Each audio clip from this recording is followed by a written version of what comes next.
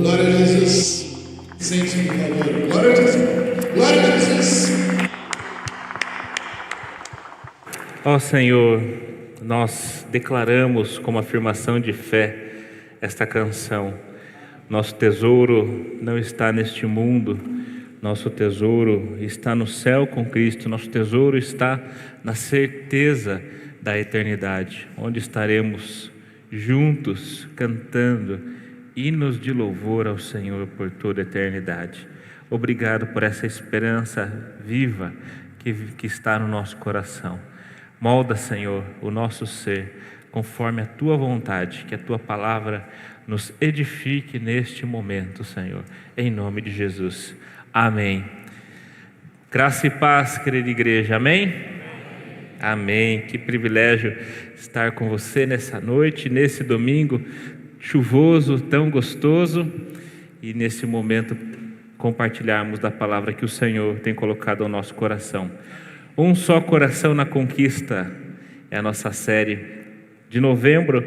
Estamos chegando ao final do ano e eu tenho certeza que você tem muito que agradecer. Tenho certeza que esse ano tem sido um ano especial na sua vida e juntos estamos aqui para celebrar a conquista, para celebrar a vitória que o Senhor nos proporcionou. Nesse primeiro domingo estamos falando sobre a vitória em Cristo. E o nosso tema da noite é Vivendo a Vitória em Cristo.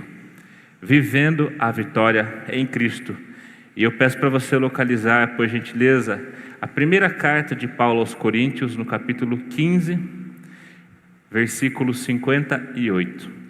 Se você puder, mantenha a sua Bíblia aberta em 1 Coríntios, capítulo 15, porque nós vamos passear por esse capítulo ao longo da pregação. Esse capítulo é um capítulo sublime da palavra de Deus, que fala sobre a vitória de Cristo sobre a morte, e somente o verso 58 diz o seguinte: portanto, meus amados irmãos, sejam firmes, inabaláveis e sempre abundantes na obra do Senhor, sabendo que no Senhor o trabalho de vocês não é vão. Eu convido você a mais uma vez ler junto comigo este versículo. Vamos todos juntos? Portanto, meus amados irmãos, sejam firmes, inabaláveis e sempre abundantes na obra do Senhor, sabendo que no Senhor o trabalho de vocês não é vão. Palavra do Senhor. Amém? Amados, eu sou um jovem, muito jovem, e gosto muito de videogame. Gosto tanto de videogame que no Natal do ano passado eu dei de presente para minha esposa um videogame. Ela até chorou de emoção quando abriu o presente de Natal e viu que era um videogame. E eu já disse para ela e já combinei que o presente de aniversário de 1 ano do Daniel vai ser também um videogame. E quem gosta de videogame sabe que uma dinâmica que acontece nos jogos são passar pelos chefes das fases. A gente tem certos desafios, precisa vencer aqueles desafios para avançar para outra fase. E no final do jogo tem a última fase, tem o último chefe que a gente fala que é o chefão do jogo. Normalmente um desafio muito grande. E eu lembro no início do ano, eu estava de férias, eu estava jogando um jogo que eu jogava quando eu era criança. Reencontrei depois de um pouquinho mais velho e consegui derrotar o chefe final que eu não conseguia quando eu era criança. Eu fiquei muito feliz, terminei o jogo. Por que eu estou dizendo isso? Porque na nossa vida acontece algo semelhante. Nós temos várias fases da vida e parece que cada etapa da nossa vida tem um inimigo para nós derrotarmos. Quando nós somos crianças, o inimigo é a escola, as provas que nós precisamos vencer. Adolescentes, terminando a adolescência, nós temos um grande desafio, um grande chefe, o vestibular. Precisamos derrotar esse chefe para passar para a próxima etapa da universidade. Chega na universidade, qual que é o grande chefão da universidade? O TCC. O universitário em fase de TCC sofre. Quando termina o TCC, vitória, derrotei o chefão da universidade, vou para a próxima fase, o mercado de trabalho. E aí você vai ter literalmente um chefão todos os dias para enfrentar no seu trabalho, o seu chefe para você enfrentar. Casamos, chegamos em outro desafio. Temos filho, e o grande desafio dos filhos, inclusive quando são pequenos, são as noites de sono mal dormidas. Que chefão difícil de atravessar. Enfim, passamos por várias circunstâncias. E nós temos, independente de quem você é, independente da sua idade, independente das circunstâncias ou do seu estilo de vida, o chefe final, da fase final de toda a nossa vida é o mesmo, que é a única certeza que nós temos nessa vida. Nós todos, sem exceção, sabemos que vamos enfrentar a morte. Esse é o chefão final da nossa vida, é a fase final, não dá para escapar, vamos ter que enfrentá-lo. E não sei se você já refletiu sobre isso, mas a morte é a única certeza que nós temos na vida e nós não conseguimos nos preparar para ela. Você nunca vai encontrar uma pessoa que sinceramente fale: eu estou pronto para morrer. Pode vir. Com sinceridade, acho muito difícil alguém dizer isso. Preparado ou não, esse chefão está lá. E o que a gente faz para enfrentar esse grande inimigo? Aí nós entramos nessa primeira carta de Paulo aos Coríntios, neste capítulo 15. E esse capítulo 15 é um capítulo sublime. É a maior explanação que nós temos na Bíblia a respeito da doutrina da ressurreição. E no início do texto que nós lemos tem uma palavra, portanto, uma conjunção conclusiva. Sempre que nós lemos um texto e que ele começa com portanto, a gente precisa parar. Não dá para continuar daí. Se é portanto, portanto o quê? A gente precisa voltar um pouquinho e entender o que esse autor está concluindo. Então, quando a gente entra na primeira carta de Paulo aos Coríntios, no capítulo 15, esse portanto é simplesmente essa frase: Cristo ressuscitou. Esse é o tema do capítulo 15. Cristo de fato ressuscitou. E no verso 2, Paulo diz que esse é o poder do Evangelho. O Evangelho não é uma filosofia, o Evangelho não é um estilo de vida simplesmente, mas o Evangelho é o poder de Deus para a salvação. E este poder de Deus reside num fato: Cristo não permaneceu morto, Jesus ressuscitou e está vivo. Mas além desse Evangelho ser o poder, esse Evangelho foi anunciado. No versículo 3, Paulo começa: o que recebi, passei isso para vocês, que Cristo ressuscitou dentre os mortos. Só que Ele ressuscitou como as Escrituras disseram. A ressurreição de Cristo não deveria ter sido uma surpresa para o povo, porque as Escrituras já diziam sobre a necessidade do servo do Senhor sofrer e encarar a morte e vencer a morte. Falamos hoje pela manhã na escola dominical sobre o livro de Jó, e no livro de Jó, capítulo 19, versículo 25, nós temos uma afirmação de fé que aponta para a ressurreição de Cristo. Eu sei que o meu Redentor vive e por fim se levantará sobre a terra. Uma declaração que aponta para a ressurreição de Jesus. As Escrituras falaram, foi anunciado, é o poder de Deus, e nós temos testemunhas. Paulo fala, ele apareceu a Pedro, apareceu a Tiago, apareceu depois aos outros apóstolos e foi visto por mais de 500 pessoas. Eu não estou dizendo uma ideia, eu não estou contando algo fictício, eu estou contando o que eu mesmo vi. Por último, ele apareceu a mim como um nascido fora do tempo. Temos testemunhas, pessoas viram em carne e osso, não foi uma, nem duas, nem 5, nem 50, 500 pessoas. E essa é a nossa esperança. Se Cristo não ressuscitou, é vã a nossa fé, nós permanecemos no pecado e nós somos os mais infelizes de todos os seres humanos. Se Cristo não ressuscitou, eu e você estamos aqui simplesmente perdendo tempo. Mas fique tranquilo, eu estou perdendo mais tempo do que você que estudei para estar aqui na frente. Portanto, a ressurreição de Cristo é a nossa esperança. Nós não somos os mais infelizes de todos os seres humanos. Nós somos o povo mais feliz da terra, porque nós temos essa esperança de que Jesus Cristo morreu e ao terceiro dia ressuscitou. E por fim, a morte, o grande chefão da nossa vida que todos vamos enfrentar, foi vencida. Onde está a morte, o seu aguilhão? Como o pastor José Antônio pregou hoje pela manhã. A morte foi vencida.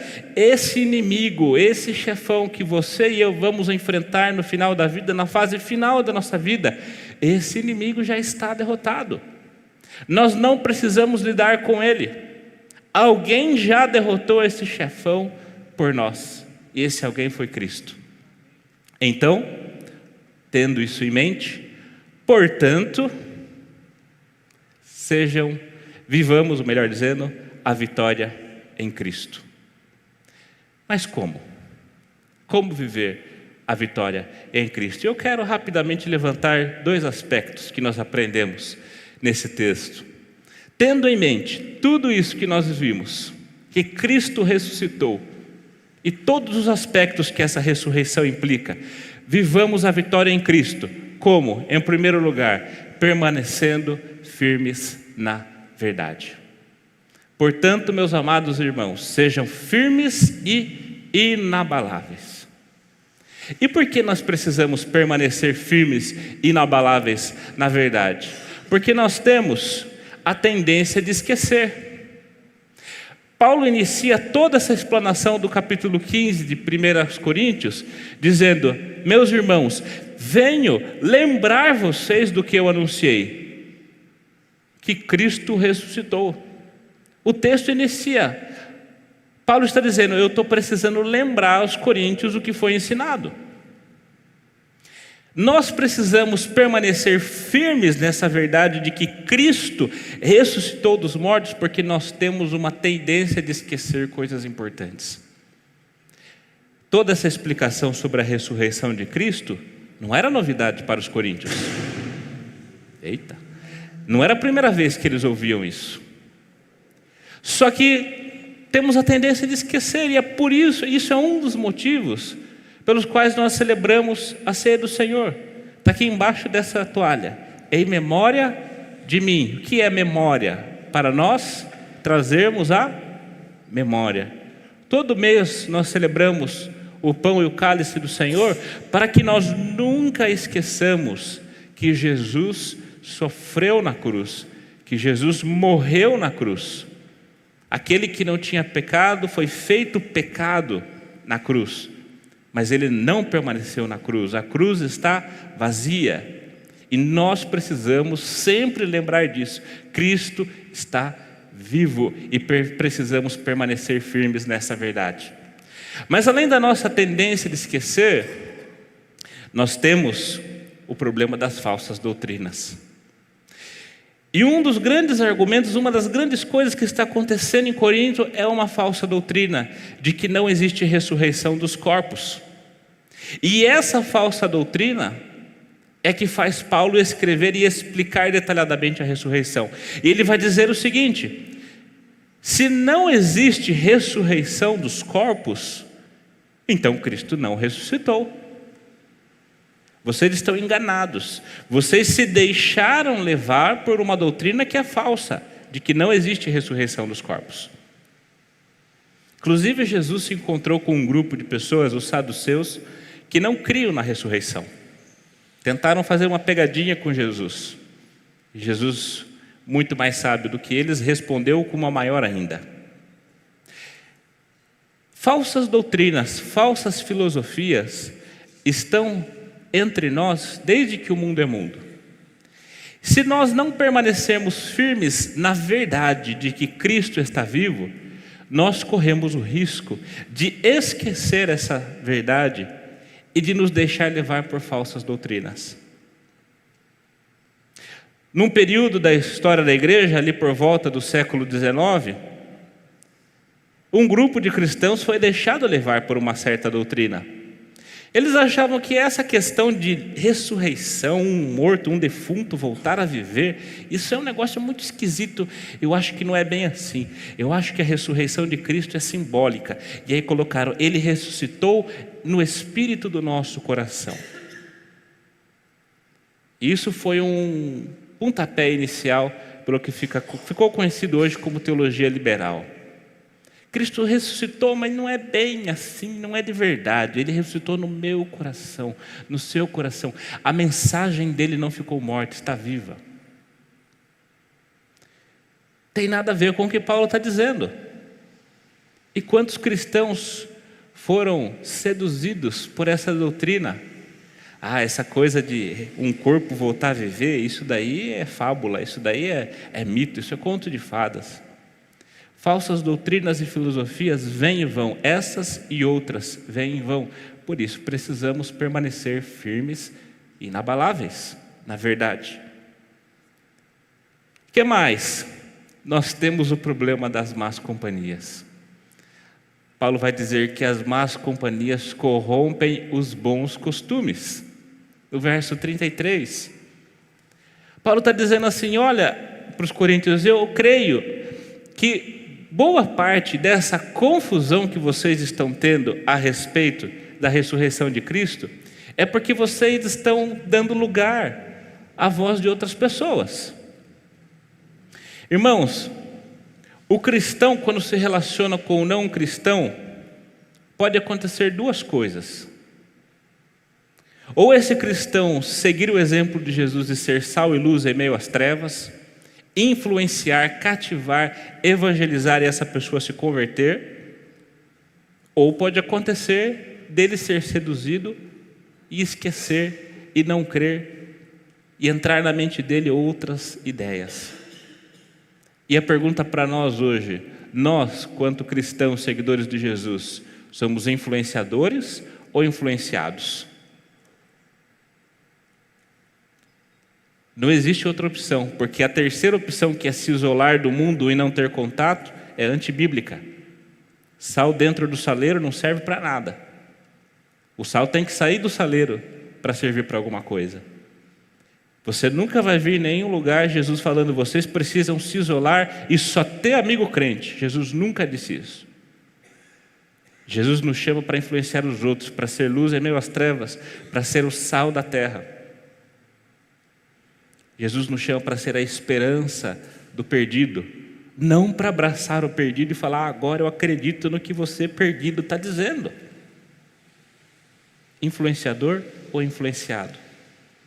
Quem nós somos?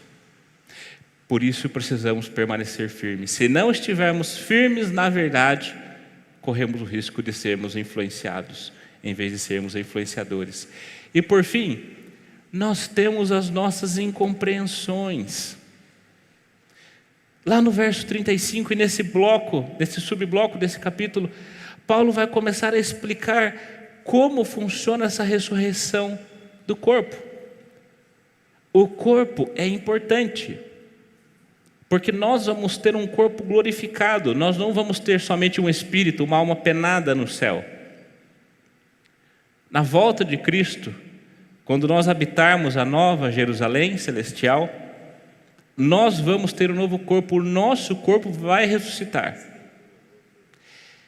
E estava havendo uma confusão. Esse corpo, eu fico imaginando, não dá para a gente saber quais eram exatos os questionamentos, mas eu fico imaginando os coríntios perguntando, mas Paulo, o nosso corpo, ele vai ressuscitar assim, do jeito que ele morreu, ou ele vai ressuscitar de um outro jeito? Porque se for assim, o meu avô, que morreu com 98 anos, vai ser um desprivilegiado no céu com um amigo meu que morreu com 30.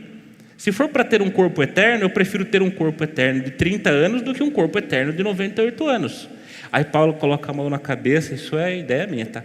Paulo coloca a mão na cabeça e fala, misericórdia, não entendeu nada. O grão de trigo não precisa morrer para que o trigo nasça? A semente não precisa morrer para frutificar? Pois bem, o fruto é igual à semente? Não. Da mesma forma, o corpo glorificado não é igual ao corpo terreno. Precisa morrer o corpo terreno para que surja o corpo glorificado. Você está tentando entender coisa que não dá para entender. A gente não vai entender o que é esse corpo glorificado se não vai ter dor no joelho, não vai cair cabelo, não vai ter gordurinha sobrando. Não dá para saber como vai ser esse corpo. O que nós sabemos é o quê? Que o nosso corpo é corruptível. E morrendo do corpo corruptível, ressurge em corpo incorruptível. É isso que Paulo nos explica. As nossas incompreensões a respeito de algumas coisas não podem fazer com que nós saiamos dessa verdade. Cristo ressuscitou, fato. Nós ressuscitaremos com Cristo, fato. Como isso vai acontecer? Não sabemos. E permaneçamos satisfeitos com essas verdades. Tem muita gente que cai no erro e não permanece firme na verdade porque tenta filosofar demais a respeito da Bíblia e da teologia. Especialmente presbiteriano, vou falar aqui para a gente, num ponto. Se Deus é soberano, Deus está no controle, Deus predestinou, não sei o quê, eu não preciso fazer nada. Eu não preciso me dar o trabalho. Os eleitos serão salvos, eu querendo ou não. Parabéns, filosofou demais e esqueceu a Bíblia. As nossas más compreensões fazem a gente sair dessa verdade, de que Cristo ordenou em todos os evangelhos para nós irmos e pregarmos. Se Deus está no controle de tudo, não vai mudar, para que orar? Deus já sabe o que vai acontecer. Tudo está no controle dele. Vai acontecer orando ou não, então eu não vou orar. Parabéns, filosofou demais e falou bobagem. Esqueceu que a Bíblia manda nós orarmos sem cessar. A Bíblia manda nós colocarmos diante de Deus as nossas petições. As nossas incompreensões às vezes nos fazem sair do básico, do que está claro, do que é inquestionável. Por isso, permaneçamos firmes na verdade. Permaneçamos firmes na palavra. Ame mais a Bíblia do que a teologia, meus amados. E eu falo isso como um grande entusiasta da teologia.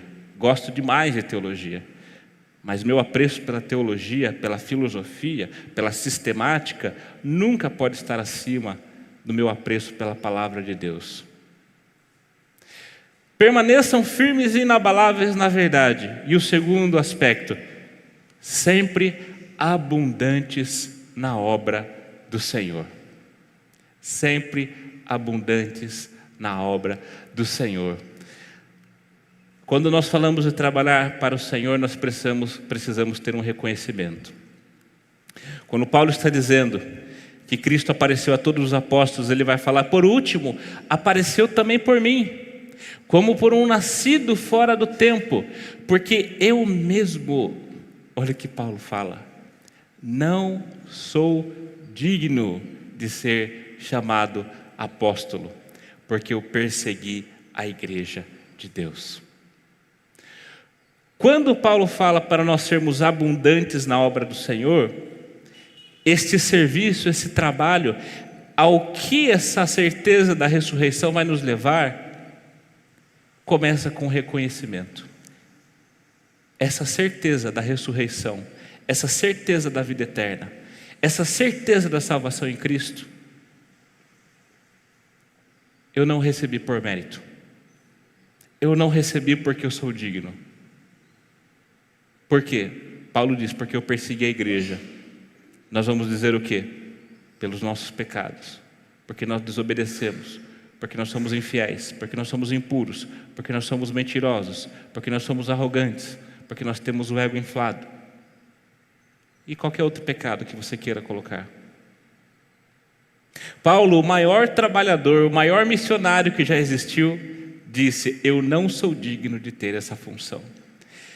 Jesus te chama para trabalhar, para não somente trabalhar para o Senhor, mas Ele te chama para ser abundante na obra do Senhor. E isso é um privilégio dado por graça, não é porque nós merecemos.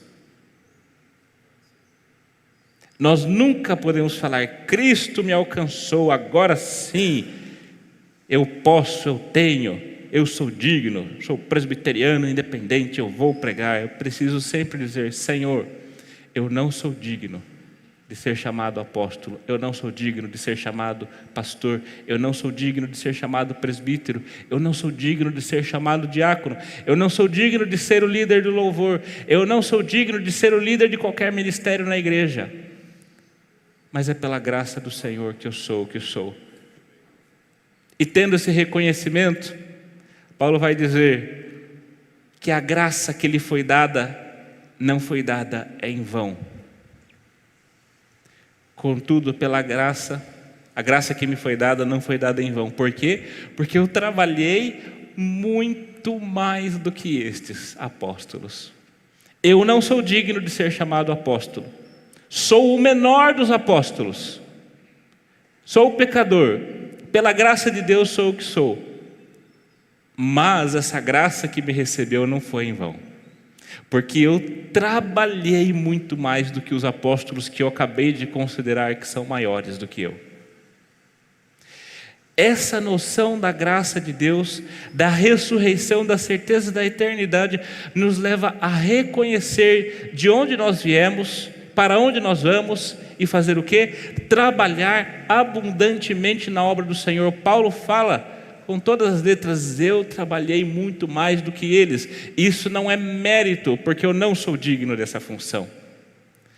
Mas isso é um reconhecimento, isso é dizer: essa graça que está sobre mim não vai ser em vão. Essa graça vai ter um propósito. Essa graça que me salvou vai frutificar. Essa graça que me salvou vai gerar muitos frutos. Essa graça que me salvou vai me fazer ser abundante na obra do Senhor. E se eu e você estamos aqui conversando essa noite, é porque Paulo entendeu isso. Fez diversas viagens missionárias, plantou diversas igrejas, e nós somos frutos dessas igrejas. Muitas não existem mais, morreram, mas os frutos permaneceram e chegaram aqui 2000 anos depois, porque alguém entendeu que precisava ser abundante na obra do Senhor. E por fim ele diz: sejam abundantes na obra do Senhor, porque no Senhor o trabalho de vocês não é vão. Você já teve trabalho em vão? Eu tive um trabalho em vão, se não me engano, anteontem. Trabalho em vão que eu acho que você vai se identificar. Eu tinha acabado de fechar a fralda do meu filho, quando eu percebi que ela começou a aumentar o volume. Eu olhei para ele, peguei um papel, coloquei 1,45. Você está me devendo uma fralda. Trabalho em vão. Volta a abrir o menino, volta a trocá-lo. Não é legal trabalhar em vão, não é verdade? Já estava ali numa planilha, num texto, caiu energia, antes da gente ter a bênção de salvar as coisas na nuvem, e perdeu tudo que você tinha. Eu lembro uma vez que um pastor compartilhou que estava fazendo a última pregação do acampamento, 4 pregações, a última pregação, desligou o computador, perdeu as 4. O jeito é entender, era a vontade de Deus, Deus queria que eu pregasse outra coisa. Mas eu podia ter entendido isso antes de preparar essas 4 mensagens. Trabalhar em vão nunca é legal. Só que deixa eu te contar uma coisa. Eu e você trabalhamos em vão sem perceber. Sabe por quê? Porque a gente, vou dar alguns exemplos, porque a gente se preocupa em juntar coisas aqui nessa vida.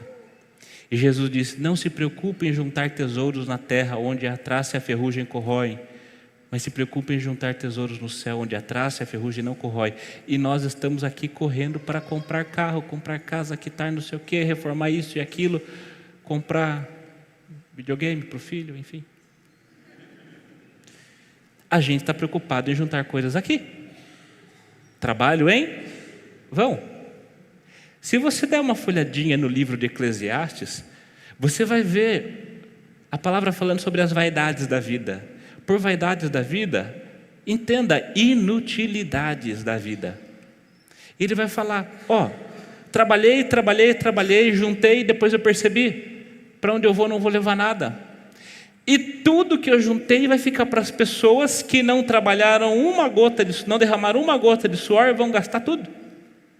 Por que eu vou ficar juntando tanta coisa? Ele falou, também vi que o trabalho, o status, o poder é pura vaidade, é uma inutilidade. Porque eu percebi que todo o esforço e todo o trabalho do ser humano é motivado pela inveja. Nós queremos parecer melhores do que os outros. Uma vez eu vi um negócio que eu falei, isso é um absurdo, só pode ser teoria da conspiração. Que tem um índice que mostra para um homem o quanto ele é realizado de acordo com o quão melhor ele ganha do que o seu concunhado. Eu falei, o quê? O quanto eu ganho a mais do que o meu concunhado vai me dizer se eu sou realizado ou não? É porque aí a sua esposa se compara com a irmã dela, que é a esposa do seu concunhado. E ela se comparando, ela vai se sentir melhor, você vai ficar todo inflado. Então eu falei, meu Deus, isso só pode ser conspiração. Que inutilidade, que vaidade. Não é surpresa, está na Bíblia. Se não me engano, Eclesiastes 4, que vai dizer, todo esforço do ser humano é motivado pela inveja, para a gente se parecer melhor do que o outro.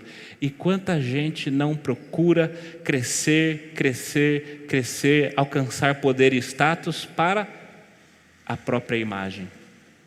Trabalho em vão. Quer ver outro trabalho em vão que Eclesiastes também fala? Lá no final do livro ele vai dizer no capítulo 12, não há limites para escrever livros, uma metáfora sobre conhecimento. Ou seja, não há limite do quanto você pode estudar, fazer faculdade, fazer mestrado, fazer doutorado, fazer pós-doutorado, ir para a NASA. Não há limite do quanto você pode escrever livros, não há limite do quanto você pode fazer inteligente, mas eu percebi também que o muito conhecimento traz muito enfado. E para onde nós vamos? De que proveito tem todo esse conhecimento? Nós trabalhamos em vão o tempo inteiro sem perceber e esquecemos de que um trabalho aqui é com toda certeza, com toda convicção, nós podemos dizer que não é em vão. E o quanto nós nos dedicamos a esse trabalho que não é em vão, comparado a tantos outros que a Bíblia fala que é em vão. Portanto, finalizo dizendo, meus amados irmãos, tenhamos os nossos olhos fixos na eternidade. Permaneçamos firmes, inabaláveis, abundantes na obra do Senhor, cujo trabalho não é em vão. Vamos olhar para frente, vamos olhar para o nosso futuro. A vida é uma atribuição passageira. Nós estamos aqui por pouco tempo, por poucos anos. Essa vida é um treinamento para a eternidade. Nessa vida nós plantamos sementes cujos frutos nós vamos colher na eternidade. E estamos trabalhando e plantando, olhando para a eternidade ou olhando apenas para o amanhã e o depois de amanhã? Não me entenda mal. A Bíblia, Provérbios, Eclesiastes, fala inúmeras vezes que é melhor ser sábio do que tolo. É melhor poupar do que gastar sem sabedoria. É melhor planejar do que fazer as coisas atropeladas. A Bíblia diz isso. Isso não é um convite ao não planejamento. Isso é um convite para a reflexão. Se nós estamos sendo abundantes aqui na obra do Senhor, sabendo desta verdade, Cristo ressuscitou e por isso nós estaremos ressurretos no céu com Cristo. Para viver em vitória, nós precisamos abraçar essa convicção, olhar para a eternidade e seguir trabalhando abundantemente na obra do Senhor. Amém? Que o Senhor te abençoe e que você possa desfrutar dessa vida em vitória com Cristo. Feche teus olhos, eu quero orar. Senhor, obrigado pela Tua palavra e obrigado, Senhor, por essa certeza de que um dia estaremos todos juntos no céu com Cristo. Nos ajude, Senhor, nos ajude a sermos abundantes na Tua obra. Nós não somos dignos, nós somos salvos pela Tua graça. não por mérito nosso. O trabalho não é mérito nosso, o trabalho é bênção e privilégio do Senhor, e no Senhor esse trabalho não é vão. Faça com que cada um de nós permaneça firmes, inabaláveis na tua verdade. Que nada tire do nosso coração essa convicção de que Cristo vive, e essa é a nossa esperança do porvir, essa é a nossa esperança na eternidade, e que isso reflita em trabalho abundante na tua obra hoje, em nome de Jesus.